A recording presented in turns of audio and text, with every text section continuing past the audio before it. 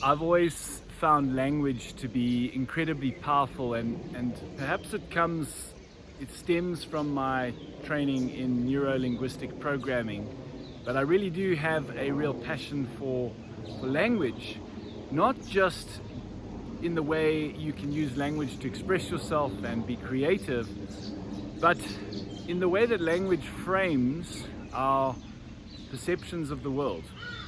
And one thing that I've been thinking quite a lot about lately is judgment. Whether it's judgment of a situation, whether it's judgment of somebody else, I've found sometimes, and maybe this isn't true for everybody, but definitely at times it's true for me.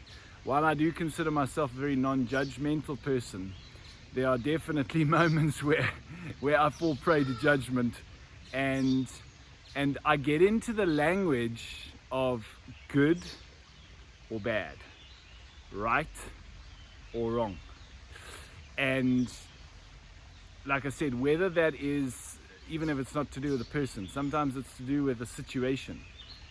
Something happens and I've started to become aware in myself of how quickly I'll go, oh, that was good. That was a good thing that happened. Or wow, that was I had a bad week, or I had a bad day, or I had a bad experience. Or that person was wrong, or that person was right. And while I do think it's important to have principles that you live by, and those principles might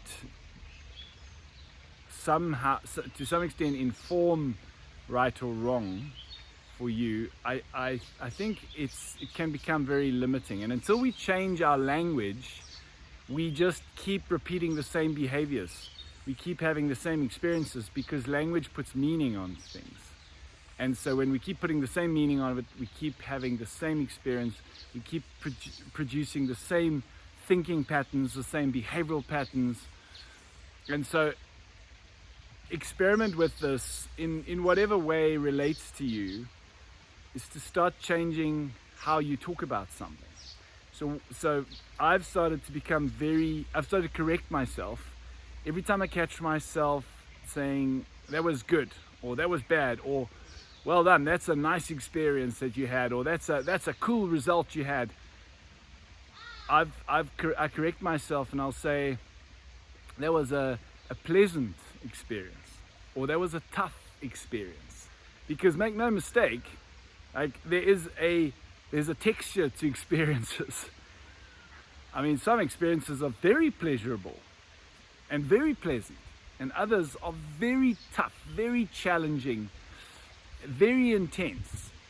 So there's the way I'm thinking about it, there's no harm in maybe describing the quality of the experience, but describing the quality of the experience is different from judging it as good or bad. And the reason that's important is, how often have you had situations that have happened that you've judged as bad, unlucky, negative, and down the line they've turned out to be the best thing that could have happened. And vice versa. Sometimes something you judge as being good might not turn out to be so good. So by changing the language from good or bad, right or wrong, to that was a pleasant experience, or that was an enjoyable experience, or that was a tense experience, that was a challenging one, or an intense experience, all you're doing is describing the quality of the experience rather than judging it. And I think that frames the thinking, for me anyway, into just realizing that life is the opportunity to experience a full range of experiences, or to engage with a full range of experiences. So the other thing that I've got into the habit of doing, and I say the habit, I don't always do it every day, so maybe it's not a habit, but intention at least, is to remind myself that I have a day full of rich experiences today. In the morning I remind myself. Rich experiences. They might be pleasant, they might be intense, they might be uncomfortable, they might be challenging, but they are rich experiences. And that's when we get our heads around that, rather than expecting life to be good or bad, or expecting good things and not wanting bad things and getting into judgment, I think we block ourselves from really engaging with the full experience of life, and that includes the whole spectrum of experiences.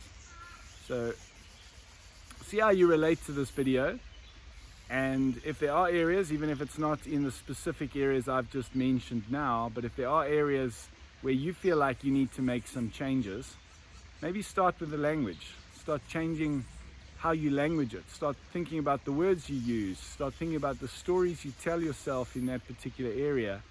And when you start to change the language, you immediately start to shift the whole meaning of that experience, and that can lead to shifting behaviors and thought patterns and all sorts of things.